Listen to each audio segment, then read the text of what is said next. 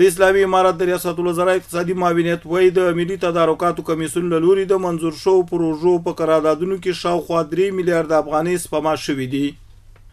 د ننګرهار کډوالو چارو ریاست له لوري دغه ولایت کې پر سلګونو هغو کورنیو ژمنۍ مرستې ویشلي چې د پاکستان څخه په جبري ډول راایستل شوي دي.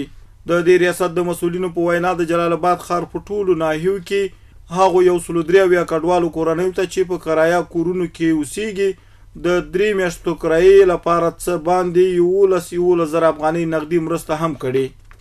په متحده عربي اماراتو کې د افغانستان اسلامي امارت سفیر مولوي بدرالدین حقانی د یاد هیواد د دولت له رئیس شیخ محمد بن زاید آل نهیان سره کتلي دي. د شمال د ډبرو سکرو دولتي شرکت مسؤلین وایي چې د روان کال په دویمه ربع کې عواید 381 میلیونه افغانۍ زیات شوي دي.